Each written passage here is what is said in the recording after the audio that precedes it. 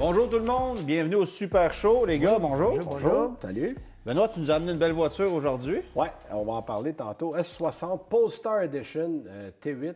Voiture américaine voiture de fabrication. De fabrication à Charleston, en Caroline du Sud. À leur nouvelle usine, là, ça fait 1 an et demi que c'est ouvert. Bon, parfait. Puis André, aujourd'hui, on parle de ce qu'on ne voit pas en avant de nous, c'est-à-dire le pare-brise et comment faire en sorte qu'on ne voit rien finalement. C'est une des chroniques les plus complètes qu'il n'y aura pas eu pour le pare-brise. Clarté, essuie-glace, tout ce qui s'ensuit. Tu vas voir, c'est large. OK.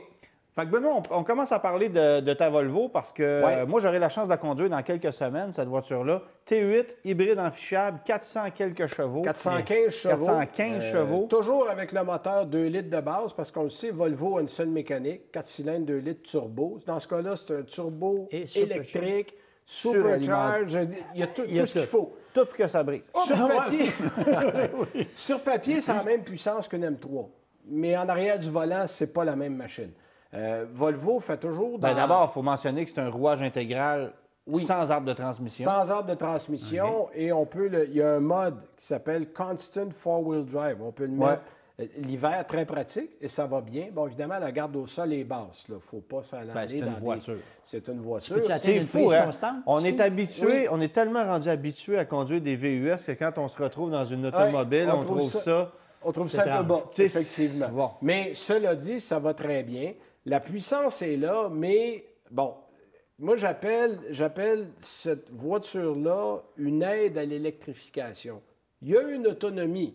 Là, tu bégayes sur papier. Oui, c'est parce que elle n'est pas utilisée comme on le ferait pour un hybride régulier. Il y a des hybrides... l'hybridation est là pour la performance. Voilà. Okay. Et non pas pour l'économie de carburant. Okay. Quoique, je suis à du 8 litres au 100, qui n'est pas pour mauvais. Pour une auto de 415 chevaux, c'est Pour une auto de 415 chevaux, c'est bien. 4 roues motrices. Mais l'électricité sert à augmenter le niveau de performance et non pas à donner une meilleure consommation au niveau du carburant. Non, parce que si tu prends une T6 avec un moteur de 320 chevaux à peu près, turbo et suralimenté, bien, tu vas être à peu près à la même consommation d'essence que ça. Voilà. Alors, c'est une façon d'aller chercher de la puissance sans prendre plus de carburant. C'est une autre façon de voir les choses.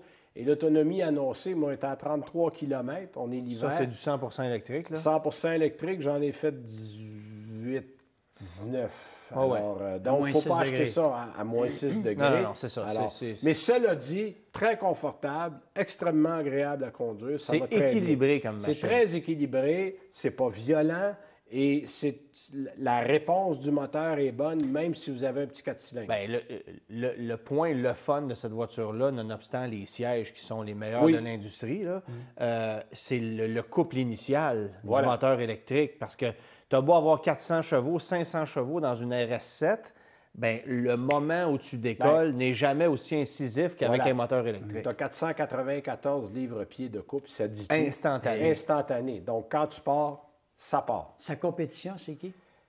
Les voitures sport qu'on a chez BMW, Audi, Mercedes, je dirais une classe C, une C43. Je ne mettrais pas une 63, non, c'est une autre machine. Puis le prix est là, 80 800. Ce n'est pas un modèle qui est donné. Mais ça va chercher dans ces autos-là. On est dans une série 4 grand coupé avec le 6 cylindres. Exactement. Mais vous avez plus de confort, moins de sport extrême. Donc, Antoine l'a dit, le mot équilibre. C'est vraiment ça. C'est un véhicule très équilibré qui va être capable de belles prouesses, mais qui ne vous brassera pas comme c'est ça. C'est ceux qui se font brasser le dentier dans des sportives d'exception sur les routes du Québec. Là. Ça, c'est une voiture qui est bien adaptée. Le 4 roues motrices est génial. Et moi, là-dessus, j'ai bien aimé. Sur nos limites à 100 km/h, vous n'avez plus qu'assez. Mais je le louerais sur 4 ans. Moi aussi. Puis le volume de vente là-dessus? Il est symbolique. On n'en vend pas beaucoup. On vend plus de familial. Oui.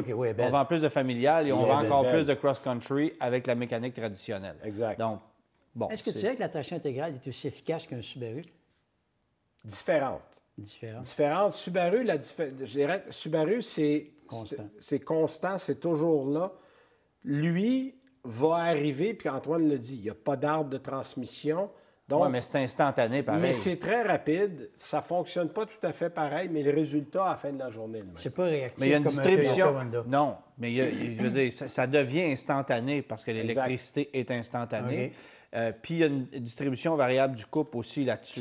Effectivement. C'est quand même une technologie qui est très intéressante. Puis il n'y a pas de risque de bris, d'entretien, de différentiel, de trucs comme ça, parce qu'évidemment, il n'y en a pas. C'est pas plus compliqué que ça.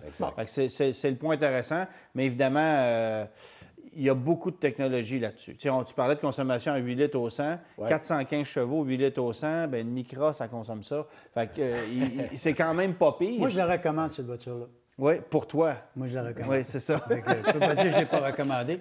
Achetez-en un usagé en plus. Achetez-en un usagé, c'est ça qu'il veut. Bon, rapidement, tu vas nous parler de Ferrari. Oui, Ferrari qui est en cours, imaginez-vous donc, et probablement pas pour la raison que vous pensez. En fait, ils sont en cours pour le nom de leur dernier véhicule utilitaire. En fait, leur dernier qui sera leur premier aussi, le Puro Sangue, qui veut dire le pur sang. Et pour ceux qui ne le savaient pas, oui, Ferrari va avoir un VUS. Oui. Oh. Là, Enzo Ferrari va se retourner dans sa tombe. Je suis sûr qu'il a déjà fait 2 tours, là, mais c'est vraiment probablement une des dernières compagnies qui va céder à la tentation des véhicules utilitaires. Bon, on s'entend, là. Ça ne ressemblera pas à un Tao ni à un Yukon. Là. Ça va être une voiture un petit peu plus haute sur pattes. On a entendu la même chose avec peu à la manière de l'Urus. On a tous entendu ça, tout le monde. L'Urus, on s'entend, là, il faut travailler fort pour appeler ça un camion. Là. Ça va être dans le même style, mais le nom Puro Sangue appartient déjà à une compagnie, en fait, un organisme à but non lucratif britannique, depuis des années, qui utilise ce nom-là. Et là, on est en cours pour récupérer le nom ou pour le partager. Parce qu'on dit, bon, c'est un organisme à but non lucratif, il n'y a pas une utilisation commerciale de ce nom-là. On pourrait, nous aussi, l'utiliser. On ne pourra pas confondre vraiment les deux. Et on a fait des offres du côté de la compagnie britannique à Ferrari. Ferrari a dit non. Alors là, on va aller en cours. Le 5 mars, il va y avoir une décision qui va se prendre là-dessus. Puis on va voir, parce que sinon, il va falloir que Ferrari trouve un autre nom pour son véhicule utilitaire. Ça va être intéressant. Absolument. Puis là, on va parler de Corona, et non pas de bière, ni de la vieille Toyota, mais d'un virus. Bien, coronavirus, en fait, qui poursuit sa lancée. Là, on est rendu au-dessus de 1000 morts. Là, les compagnies automobiles ont des décisions en date d'aujourd'hui, puis il y a des décisions qui doivent se prendre. Parce que là, au début, ça n'a pas trop affecté la production des constructeurs automobiles parce que c'était le Nouvel An chinois. Jusqu'au 3 février, c'était le Nouvel An chinois et tout était fermé de toute façon. Sauf que depuis le 3 février, on est censé avoir recommencé la production. Et tu le sais, André, tu es dans les pièces, tu travailles dans le juste à temps tous les jours. Des entrepôts où on peut contenir un mois d'inventaire, là, ça n'existe plus. Alors là, il y a déjà quelques semaines de passé. De retard. Et les constructeurs. Oui, puis il y a quand même pas mal de choses qui sont fabriquées en Chine. Bien, un petit peu. Puis tu as des compagnies comme GM. GM, son plus gros marché de la planète, c'est la Chine. Avant les États-Unis. Et eux ont dit, nous, on va recommencer prudemment parce que là, on ne peut plus attendre. Les compagnies ont remis ça. Hyundai a arrêté la production de véhicules en Corée du Sud. C'est pas rien, là. T'arrêtes ton pays parce qu'évidemment, il manque de pièces. Tu sais, tu te dis, oh, il manque rien que 7-8 pièces pour faire un auto. Oui, je veux dire, tu peux pas en faire. Si tu les as pas, tu peux pas en faire. Là. Et c'est la même chose du côté d'Honda, Toyota, Ford, qui est une grosse division aussi en Chine. Donc, là, on va voir. On est à regarder des solutions de rechange, c'est-à-dire, bon, si jamais ça traîne en longueur en Chine, on fait quoi? On va faire fabriquer ces pièces ailleurs, tout ça. Mais on est en train, du côté des constructeurs, de réviser les chiffres de vente de l'année, de réviser des plans d'introduction de nouveautés, parce que si ça traîne trop, ça va plomber les finances de la compagnie. Je sais que dans est-ce qu'on peut même s'attendre à ce que des véhicules qui sont fabriqués en Chine destinés à notre marché soient temporairement abandonnés? Ça peut aller jusque-là. Ça pourrait aller jusque-là, on pense au Buick Envision. Bon, ça n'en vend pas beaucoup. Mais non, mais effectivement, ou des compagnies comme Volvo. On a un bel exemple. Volvo fabrique un paquet de véhicules en Chine. Là, mais on ne les vend pas nécessairement aux États-Unis. Non. Parce qu'évidemment, la taxe sur l'importation de la Chine. On les fait en Caroline du Sud ou on les fait à Torslanda, en Suède, à la grande usine. Ce que vous ne savez pas, c'est que toutes les automobiles, peu importe d'où ils viennent, et dans l'après-marché, il y a des petites composantes qui viennent de Chine. C'est sûr. Ça peut être une résistance. Mais c'est ça. Ça ne prend pas grand-chose. C'est juste à partir des pneus. Ben oui. Alors là, on est en train d'examiner si ça s'étire en longueur, qu'est-ce qu'on va faire du côté des constructeurs, puis on va voir pour avoir des plans B puis des plans C. Bon. Au retour, on parle essuie-glace, pare-brise, entretien d'essuie-glace, bras d'essuie-glace, comment éviter la glace et toutes ces belles... et plein de belles réponses. Des belles choses.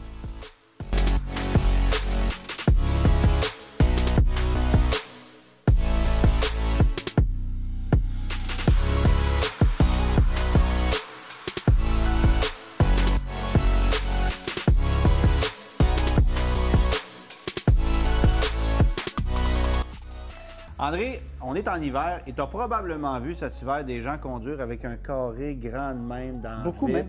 Beaucoup. Parce que pour un paquet de raisons, oui. Parce que les essuie-glaces sont pris dans la glace, parce que c'était trop long à déneiger, parce qu'on ne s'est pas organisé en conséquence, parce que les jets de lave-glace sont pris dans la neige aussi. On est pressé. Bref, il y a une façon d'avoir un système d'essuie-glace qui est efficace. Oui. Il y a une façon aussi de limiter les dégâts lorsqu'il y a des intempéries à l'extérieur. Tu as décidé d'amener les produits d'entretien, la mécanique aussi des essuie-glaces, pour nous montrer un peu comment ça fonctionne, qu'est-ce qui risque de briser, comment s'assurer qu'on ne fait pas trop de dommages. Puis, il y a des qualités dans les essuie-glaces aussi, tu vas nous montrer ça. On va commencer par dire tout simplement que le pare-brise, c'est sécuritaire d'avoir un pare-brise propre. C'est pourquoi qu'on garde ça propre? Là? Bien, je te dirais d'abord que c'est sécuritaire d'avoir un pare-brise. Oui. Ensuite, pour les mouches l'été. Mais on s'entend-tu? Puis le monde n'a pas conscience comment c'est important. Les accidents, surtout d'une tempête de neige ou le soir, on commence tranquillement. Ouais. On oublie le pare-brise à l'intérieur. On oublie de le nettoyer à l'intérieur. C'est tout le temps, on fait l'extérieur, on va vite mettre de l'essence. Ouais. L'intérieur, il y a différents produits. On a Invisible Glass, Rain-X, Silverwax, puis il y en a une tonne. Mais il s'agit de le faire comme il faut, avec une microfibre. Oui, voilà. Puis je veux mentionner aussi que c'est important de prendre des produits qui sont spécifiques à ça. Pas d'ammoniac. Parce que sinon, vous allez partir votre système de chauffage à l'intérieur, la vitre va s'embuer dans le temps de le dire. Plus vite. Et ces produits-là sont conçus pour ne pas que ça arrive. Puis évidemment, une vitre embuée, tu ne vois plus rien. D'ailleurs, c'est paradoxal. Quand la vitre, elle est sale, elle est plus facile à venir embuer que quand elle est propre. Oui. C'est banal. Puis ensuite, on parlait de l'extérieur du pare-brise. Hein? Oui. Là, les gens veulent que ça soit bien. Si on commence au départ, avant de le laver, on est au courant, il faudrait le décontaminer peut-être même après 1 an. Comme on le fait avec la carrosserie de la voiture, lorsqu'elle vient le temps de cirer sa voiture, bien, vous décontaminez le pare-brise. De toute façon, là, le fameux test du Ziploc, ça fonctionne très bien. Prenez un gant Ziploc, vous passez votre main sur le pare-brise, vous allez sentir des granules comme ça. Mais je ne dirais pas un gant Ziploc, peut-être un sac Ziploc. Un sac Ziploc, pardon. Oui, c'est ça. Mais c'est vrai, c'est le premier test de base. Bien, vous pouvez faire ce test-là. Après ça, vous le décontaminez avec un gant de décontamination, un produit qui est conçu pour ça. Puis après ça, c'est lisse. Là, vous pouvez appliquer ensuite un enduit pour le protéger, pour s'assurer que l'eau perle et qu'elle se dissipe facilement. Puis en passant, Autochem, ça c'est l'Aquapelle, justement. L'Aquapelle, mais pour mentionner, Autochem, ils ont vraiment le gaz spécialisé pour le pare-brise. Qui est ça ici, là. Ouais, ça, c'est la merveille. Okay. C'est sûr, après ça, on va au traitement Aquapelle. Là, on est protégé. Puis en plus, les essuie-glaces fonctionnent beaucoup plus facilement. Ils ne mènent pas de bruit. Je peux-tu aussi mentionner que c'est facile, très facile à appliquer? Ouais. Vous allez chez votre concessionnaire pour un entretien. On va vous vendre ça 30-35 $. Ouais. Ça prend 2 secondes à appliquer. C'est très, très simple de le faire. Et vous êtes mieux de le faire vous-même après avoir décontaminé votre pare-brise que de demander au concessionnaire qui, lui, ne le décontaminera probablement pas, puis va vous charger 30 $. Alors, à faire soi-même, en tout cas, c'est bon que ça soit fait. C'est une question de sécurité. Là, on va avancer dans le... On approche peut-être de l'hiver un petit peu. On est dedans, je te dirais. On est dedans. Les bras d'essuie-glace. Oui. J'en vois encore beaucoup qui sont relevés. Moi, je les aime, ceux-là, parce qu'on va vendre des bras. Mais des fois, ceux... Bon, puis je pense qu'il n'y a rien comme de l'illustrer. C'est-à-dire que quand vous relevez votre bras, regardez la tension que ça fait en dessous. Oui. Vous mettez une tension sur le ressort qui est à l'intérieur du bras. Pour 5 minutes, le temps que vous déglacez votre pare-brise, c'est pas grave. Mais si vous laissez vos bras comme ça pour la journée, bien évidemment, la tension est affectée, l'efficacité est diminuée. Et on corrige cette inefficacité-là d'une mauvaise façon avec les fameux springs qu'on mettait beaucoup dans le temps, mais qu'on n'achète plus bien aujourd'hui, sauf qu'il y a encore des gens... Parce qu'ils ont abusé, puis malheureusement, c'est pas bon, parce que la tension n'est pas respectée précisément, elle peut être trop... Je te confirme que tes ventes de springs vont baisser. Oui, mais il faudrait qu'ils baissent. Mais quand on vend un bras d'essuie-glace qui peut être 50 à 100 $, c'est pas drôle non plus, là. Non, puis tu me mentionnais aussi, avant qu'on commence la chronique, oui. Bon, ça, on sait, cette partie-là, c'est souvent faite en fer blanc. Oui. L'impact que ça va avoir, c'est que ça va gonfler, oui. Ça va rouiller. D'ailleurs, on le voit, ça vient tout blanc tout autour de cette dérivée-là. Alors, c'est important de lubrifier puis de graisser cette partie-là pour pas que ça arrive. Le produit Fluid Film, c'est fait à base de l'anoline. Ça, c'est biodégradable, il n'y a aucun problème. Fait qu'on peut envoyer un jet de ça sur l'axe. OK. Parce que tu perds l'attention quand il cherche à saisir sur le pivot. Bon, on passe à l'autotape, on a lubrifié ça, on vérifie. Ceux qui ne veulent pas avoir de neige sur le pare-brise, il y a le fameux Arctic Guard. Oui, qui est une espèce de drap que tu vas mettre sur le pare-brise. Facile à plier, on range ça dans le coffre de la voiture. Là, moi, j'ai un garçon, Jonathan, qui est un peu dangereux. Oui. Okay. Lui, quand il déglace son auto le matin, cette fameuse chose-là, c'est une bataille. C'est quasiment un bras dangereux. Il se bataille, puis il veut que ça prenne 2 secondes. Mais quand il fait ça, vite. Ça, c'est lui qui s'est acheté un gros pick-up qui a de la misère à atteindre le haut de son pare-brise. Oui, c'est ça. Oui. Bon, bien là, les petits jets de lave-glace. Comme ça. Il les frappe. OK. Ça, c'est merveilleux. Jet de lave-glace, c'est de 20 à 50 $. T'en as mis dans son bon Noël cette année, hein? Oui, parce qu'il est bon client chez nous. Écoute, mais c'est fait dire qu'il faut nettoyer et faire attention. Oui, parce que ça... Là, c'est une chose là, comme ça là, quand on est en studio, mais quand il fait moins 20, ça casse dans le temps de le dire. Oui. On s'entend? Puis, oui, puis tu te ramasses avec un jet de lave-glace qui fonctionne mal aussi. Oui. Fait que, tu sais, déjà, des véhicules neufs que jet de lave-glace, c'est vraiment pas à mon goût, là. Ça va partout sauf à la bonne place. Mais ça, on n'en parlera pas. Bon. Puis peut-être une petite aparté pour parler du liquide lave-glace, parce que quand on écrit moins 20, moins 40 sur les bidons, ça veut dire quoi? C'est-tu vrai, là? Bien, il y en a ils disent extrêmes. Il faut acheter du moins 40 ou du Rain-X. Il ne faut pas acheter quelque chose qui semble avec un prix escompté, qui est plus ou moins... Souvent, ils vont faire des barres de couleurs dans le pare-brise aussi. Ouais. Si tu fais comme un aquarium, là, tu as toutes sortes de couleurs. C'est pas très bon. Plonger en apnée sur l'autoroute 40. Bon. Tu sais, le lave-glace à 99 cents le gallon, là, bien, faites attention, des fois, il peut y avoir des surprises. Là, on rentre dans un sujet dangereux. Tu n'as pas fait ton entretien, tu ne t'occupes pas de ça, la glace augmente, tu as oublié ton intermittent, tu as tout fait... Autrement dit, mise en situation, il fait moins 22, tu es dans la maison, tu es congelé, tu veux démarrer ta voiture à distance, il y a neigé, il y a de la glace sur ton pare-brise, démarre la voiture, les essuie-glaces sont en fonction, ils partent par eux-mêmes, mais ils ne partent pas parce qu'il y a de la glace, alors ça casse. Ça vient décoper. C'est le système, la tringlerie d'essuie-glace en français qui prend le coup, et là, il faut remplacer ça. Puis de plus en plus, les tringleries sont rendues légères, parce qu'il faut sauver du poids sur le véhicule. Ouais. Mais paradoxalement, comparativement à l'ancien temps, on est rendu des essuie-glaces 22, 24, 28 pouces. Oui, c'est ça. Fait que ça, c'est de moins bonne qualité. Puis en plus, on leur demande plus d'efforts. Plus d'efforts. OK. Là, ce qui est cop, après ça, si tu as été négligent, la deuxième partie qui est cop, à long terme, c'est comme t'empoisonner tranquillement. Ouais. Tu as changé tes tringleries ou tranquillement, ils n'ont pas brisé, mais là, c'est le moteur d'essuie-glace. Puis avant de le changer, souvent, il va se créer une lâcheté dans le système. C'est ça. C'est un lousse. Les moteurs d'essuie-glace, ça se vend de plus en plus. Encore une fois, regarde la grosseur du moteur. Oui. Avant, là, les moteurs étaient, je te jure, gros de même. Puis c'était lourd. C'était lourd.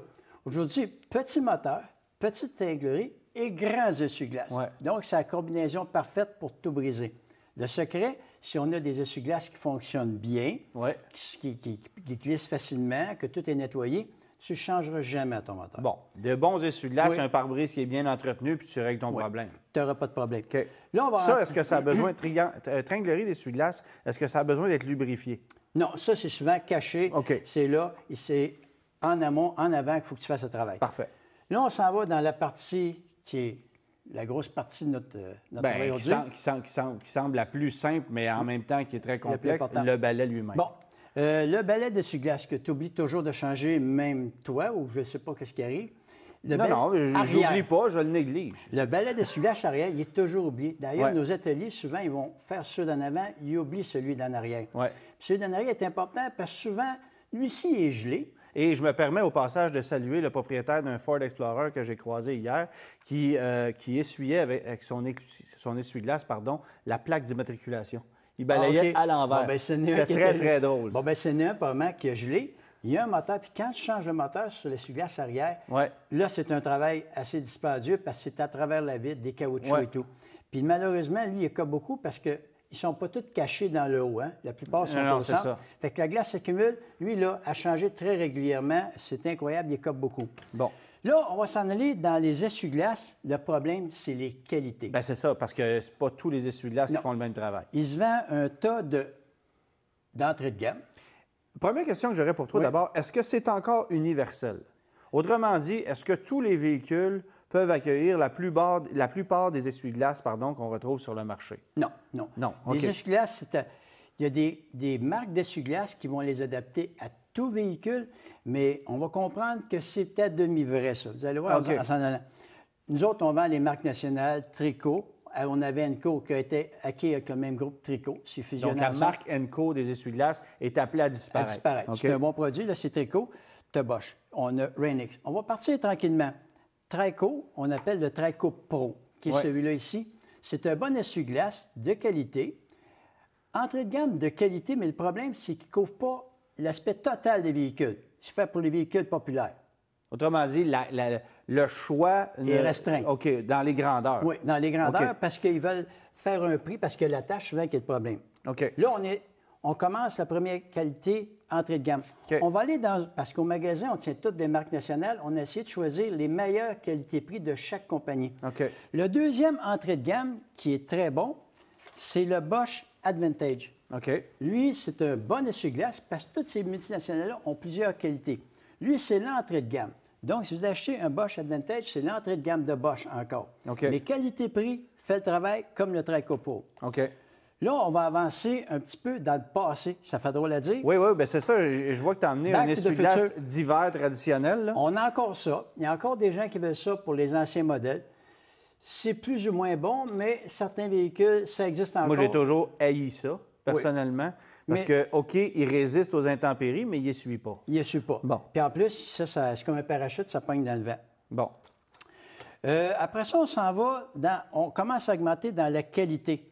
On a les essuie-glaces Bosch, qualité d'origine, qui se vendent par deux pour une Mercedes spéciale ou une BM. Ouais. On les a en magasin dans le Bosch d'origine. Je te dis ça comme ça, André, mais des Mercedes et des BM, c'est de moins en moins spécial. Il y en a en tabarouette dans le chemin aujourd'hui. Bien, nous autres, dans le cas, on vit des 750L ou des S550. Non, ça, OK. Mais je veux dire, mais c'est sûr qu'ils sont adaptés pour le véhicule, ils ont des spécificités, on les a. Fait que, c'est pour dire qu'on a une gamme complète. Là, tu es dans le haut de gamme, là, évidemment. Là, bien, on commence à rentrer dans le haut de gamme. OK. Là, je vais t'expliquer pourquoi que les hauts de gamme sont plus chers. Je vais te présenter deux hauts de gamme. OK.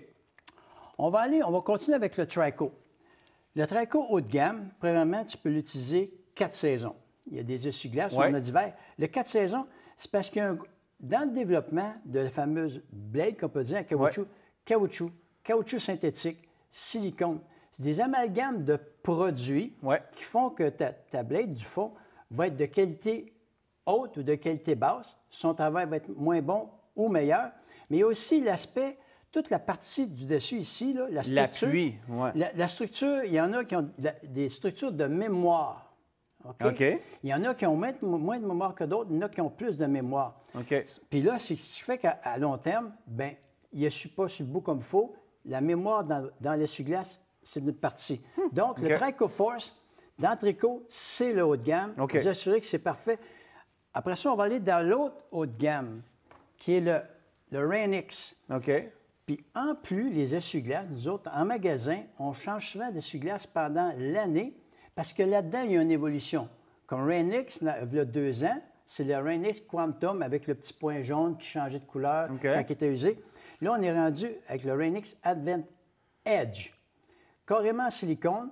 Puis aussi, il est calculé comme le Trico Force pour le vent. Lui, je pense qu'il est bon jusqu'à 200 km/h, qu'ils disent théoriquement pour le vent. OK. Fait que ça, là, présentement, c'est le haut de l'industrie, Trico Force. En même temps, si tu roules 200 km/h et tu as besoin de tes essuie-glaces... Surtout ça à 20, là, quand il fait 25 cm. Moyen. Mais ce qu'il va dire, c'est qu'ils font des essais pour le vent, qui colle ça vite. Puis regarde la courbure qu'il y a. Oui. Fait qu'il y a beaucoup de technologie. Donc, un essuie-glace... Faire attention, je ne veux pas nommer de nom, mais il y a des compagnies qui s'improvisent dans les essuie-glaces. C'est un grand problème dans l'industrie.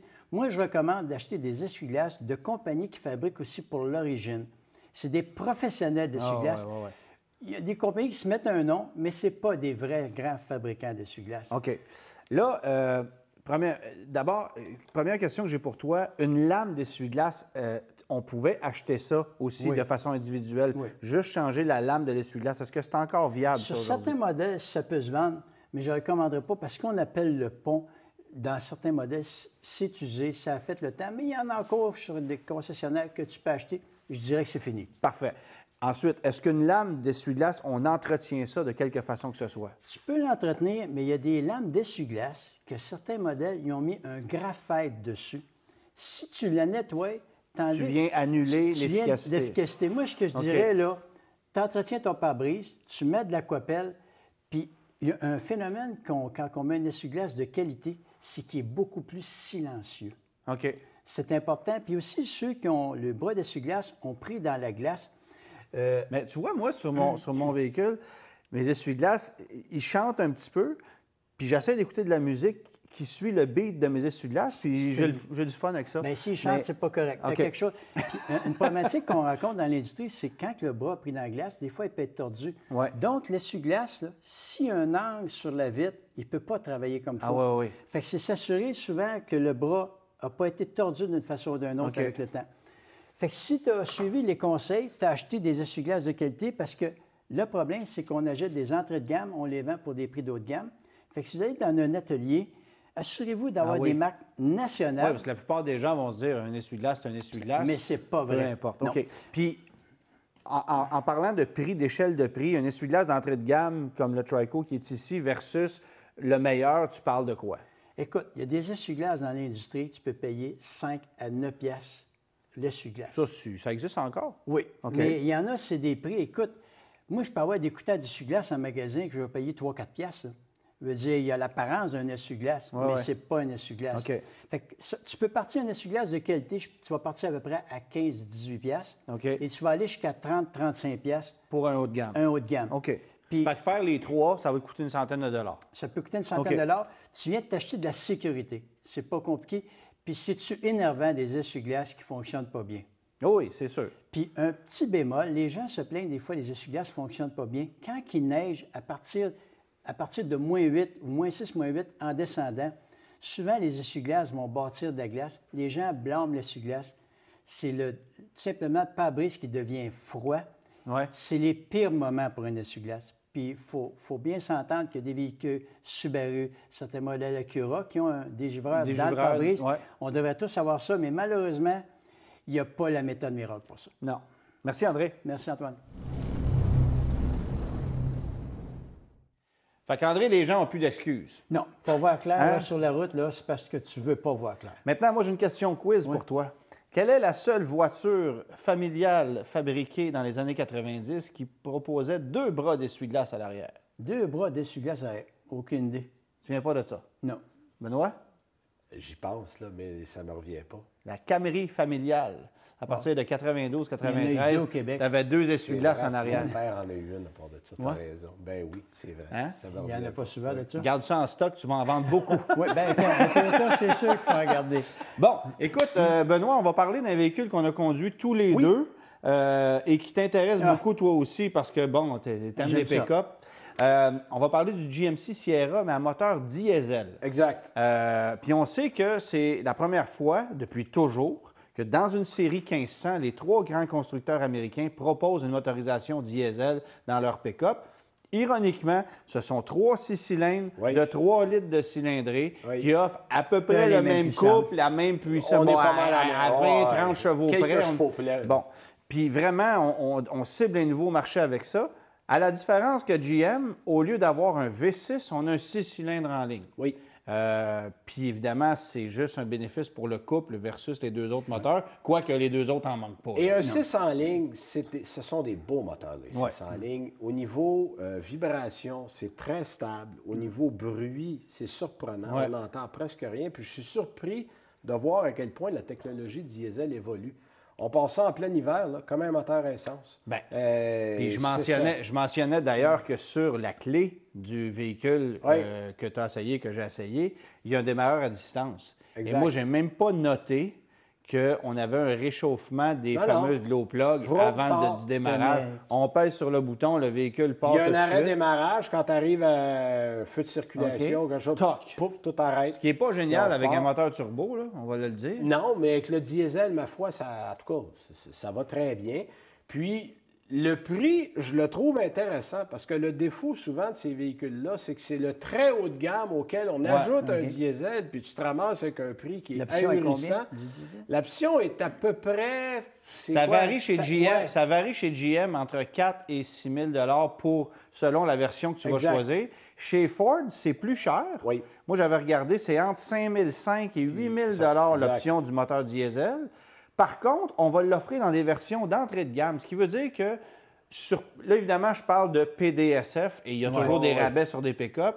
C'est à partir de 51 52 000 tu peux avoir chez Ford un F-150 à moteur diesel Power Stroke, qui est essentiellement le même moteur diesel que vous allez retrouver dans les Range Rover. Exact. OK, c'est bon. Oui, c'est le même principe.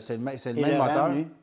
Et le RAM, bien, cette année, c'est un nouveau moteur éco-diesel qu'on amène. 480 livres-pieds de couple. C'est un moteur qui promet beaucoup. On va espérer qu'il soit plus fiable que l'ancien parce que ça a été un cauchemar. C'est le moteur qu'on va retrouver d'ailleurs dans le Cadillac Escalade. Cadillac Escalade, la prochaine génération. Non, on parle du 6 de GM, pas du RAM. Ah oui, excuse. Moi, je parle du 6 de GM. Mais le moteur du RAM, on va aussi le retrouver dans les Jeeps. Je veux dire, on va le mettre dans le Wrangler, Voyons, je vais te dire Gladiator, pardon. Mais on ne sait pas encore si ça va être fiable. Puis moi, je veux dire, je trouve qu'il y a un marché pour ça parce que l'écart pour passer au diesel n'est pas si grand que ça. Je veux dire, on parle de 3, 4, 5, 6 000 selon le véhicule que vous allez choisir. Puis là, la question, c'est est-ce que c'est réellement économique d'acheter ça? Est-ce qu'on le fait pour l'économie? Moi, je pense personnellement que tu peux aussi le faire parce que tu aimes conduire ce genre de mécanique-là. Ouais. Tu vois, moi, j'ai roulé avec le Sierra dans des conditions hivernales à l'Ège, sans me priver au niveau de la puissance des accélérations, de la vitesse, aussi de ça. Puis j'ai roulé à du 9,5 litres au 100 en hiver. En hiver. Évidemment, il y a la capacité de remorquage. Puis la beauté d'un diesel, c'est que quand tu remorques avec ça, pas que ça va être capable de remorquer autant qu'un 6,2 litres chez GM. Les capacités de remorquage sont à 9 800 livres. Je pense que chez Ford, on est à 11 000 et chez Ram, on est à 9 100. On joue avec les chiffres un peu, là. Mais la beauté de la chose, c'est que si tu prends un moteur 6,2 litres, OK, puis que tu accroches une remorque de 8 000 livres en arrière, mais ta consommation va passer de 14 à 24 litres au 100. 25, ton moteur 26. Diesel, ta consommation va passer de 9 à 12, 13 litres au 100 maximum. Fait que c'est quand tu remorques que le diesel devient vraiment payant pour le portefeuille. Et puis évidemment, plus tu roules, plus c'est payant. Parce que moi, j'avais fait le calcul, si tu dépenses pour aller au moteur diesel, que tu considères les frais d'entretien qui sont 3 fois plus élevés, le liquide duré qu'il faut que tu mettes, le coût du carburant qui est à peu près 10 cents plus élevé que l'essence ordinaire, et puis ça, je me base sur une échelle d'à peu près un an, là. Exact. En bout de ligne, là, versus le V8 5.3 que tu vas avoir chez GM de base, tu vas sauver 400$ par année, mais tu vas avoir payé ton moteur 400 000 de plus. Fait que l'économie n'est pas là. Ça, c'est si tu fais 25 000 km par année. Mais si tu fais 50, ben là... Mais c'est souvent ce qu'on dit. Le diesel, il faut le rouler pour que ça vaille la peine. Mais cela dit, moi, j'ai trouvé que c'est parmi les plus silencieux que j'ai essayé. Honnêtement, il faut prêter l'oreille. On le sent quand on le part. Mais en conduite de tous les jours, on voit très peu de différence avec un moteur. Le couple est intéressant. Pour savoir, les gars de camion, souvent, ceux qui aiment les diesels, c'est des gens diesel. Ils ont une classe acquise, puis d'après moi, ils vont aller chercher une clientèle. Les gens de compagnie qui ont déjà... Puis de l'offrir dans un modèle 1500, c'est intéressant. Parce que les gens n'ont pas toujours besoin du heavy duty, de tout ce que ça amène, de tirer 35 000 livres. Tu as besoin d'un modèle régulier, mais qui va t'amener les avantages d'un moteur diesel, puis là, tu l'as. J'ai présenté ce camion-là à Salut Bonjour il y a quelques semaines, puis c'est exactement ce que je disais. Il y a des gens qui veulent avoir un diesel, ils sont obligés d'aller au 2500 HD, puis, tu sais, qui n'ont pas des charges à remorquer qui sont si grosses que ça. Puis l'erreur aussi, le prix. Dans le 2500, là, on arrive... Sauf qu'un 2500 diesel, tu sais, c'est toujours la même affaire. Tu l'achètes un an après, tu le flippes aux États-Unis, puis tu n'as pas perdu une cent. Bon, ou à peu près. Mais tu sais, tu n'as pas besoin d'un 12 pour tuer une mouche. Puis c'est un peu ce que je disais dans ma chronique. Ça sert quoi d'acheter un gros camion HD qui, il faut le dire, va t'obliger à faire des compromis en matière de confort, etc. La consommation, quand tu t'en vas plus fort, consomme plus aussi. Oui, mais ils sont encore pas pires, même les HD. Mais la beauté de ça, tu l'as dit, le confort est intéressant. On est dans un 1500, donc c'est pas conçu comme un 2500. Ça reste très agréable à utiliser. Puis tu as un diesel qui, ma foi, en tout cas, dans le peu de temps qu'on l'a essayé, c'est une semaine. Mais là, la question, tu sais, tout le monde a abandonné le diesel. On est tous unanimes pour dire que Mazda s'est planté avec le CX-5 diesel. Ils n'en vendent pas un seul. Il n'y a personne qui achète ça. Comment est-ce que tu fais pour amener un diesel dans un 1500 comme ça, que ça passe les normes, que ce soit efficace, puis qu'on puisse le commercialiser efficacement? Tu m'as beaucoup duré. Ben voilà. Et c'est ce que j'ai constaté. C'est ce que j'ai constaté. André, combien ça coûte un bidon d'urée à peu près? C'est 19,95 à peu près, un 4 litres, je pense. Un 4 litres. C'est à peu près ça. Puis c'est à peu près le réservoir que tu as sur un véhicule. Ça, on en vend de plus en plus. Puis sachez, l'urée, beaucoup de gens ne savent pas que ça ne se conserve pas au froid. Non. Okay. Ça gèle. Ah, pour vrai? Oui, tu ne mets pas ça dans ta valise parce que d'ailleurs, l'urée, c'est chauffé. Fait que beaucoup de gens jettent ça. Non, mettez pas ça au froid, elle est scrapée. Tu vois, moi, j'ai calculé avec le GMC Sierra que j'ai conduit, là, qu'en hiver comme ça, j'ai l'impression que tu dois remplir à peu près aux 2000 km. En 2500, parce que je voyais vraiment ça baisser tranquillement. Ce qui veut dire que tu vas en mettre du liquide d'urée pour compenser tes émanations, pour absorber les émanations polluantes. Calculez-les dans votre budget. La tricherie a coûté cher il y a 2-3 ans. Oui, la tricherie des compagnies a coûté cher. Puis là, les compagnies veulent plus se faire prendre, fait que là, ils en font plus que moi. Puis, tu sais, malheureusement, on constate quand même que dans le segment des poids lourds, l'urée est là plus que jamais, mais tout le monde contourne le système. Tu as des spécialistes qui sont là pour bypasser. Les kits se vendent sur Internet. C'est incroyable. Puis moi, j'ai juste peur que, étant donné que le marché du pick-up 1500 prend de plus en plus d'ampleur, comme les 2005, 3005, on va commencer à inventer des logiciels puis des façons de contourner ces systèmes-là. Puis, je veux dire, à court ou moyen terme, ça va causer des problèmes, puis on va peut-être abandonner. On a des contrôleurs routiers qui vont devoir faire le travail. Mais il n'y en a pas assez, c'est ça le problème. Il n'y en a pas beaucoup. Fait que, tu sais, ça, c'est un problème. Mais cela dit, camion intéressant, franchement, si vous passez puis chez GM particulièrement, parce que je trouve que GM, à part les V8, on n'est pas dedans. Là. On s'entend, le 4 cylindres turbo, là, je suis dans un Silverado.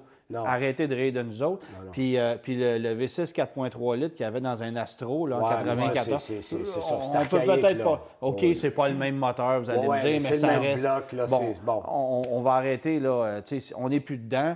Ram a réussi avec un moteur qui fait la job, le 3.6 Pentastar, ça fait le travail. Ford, le 2.7 turbo, ça fait un bon boulot. Mais chez GM, on n'a pas un bon V6 en inventaire. Alors, le diesel, c'est peut-être une option, une alternative intéressante. Il y a beaucoup de gens qui prennent le diesel chez Ford avec le F-150. Ils connaissent du bon succès avec ça. Ram en a vendu beaucoup. Bon, là, ils ont affecté leur nom avec une fiabilité. Mais c'est un segment de marché où tu as des preneurs dans le diesel, c'est clair. C'est sûr. Fait que j'ai l'impression qu'on va connaître beaucoup de succès avec ça. D'ailleurs, on va le spreader partout, comme on dit en bon français. Tao, Suburban, Yukon, tu le disais tantôt, Escalade. On va offrir ce moteur-là là-dedans. Exact. On va le rentabiliser. Je pense bien. Fait que c'est lancé pour les diesels. C'est lancé pour les diesels. Prochaine émission, André, on va parler de filtres. Oui. On n'en mettra pas sur notre bouche, mais on va en montrer. On va dénicher encore, comme on a fait un peu tantôt, les vérités, les produits de marque nationale, parce que malheureusement, nos moteurs écopent, mais à 100 000 km et plus. On parle évidemment de filtres à huile. Exactement. Et puis la voiture qu'on va vous présenter, c'est la Subaru Crosstrek, mais hybride enfichable, donc PHEV. Qui est une première hybride enfichable pour Subaru. Est-ce que c'est vraiment efficace? On va le découvrir. Salut tout le monde. Merci. Salut.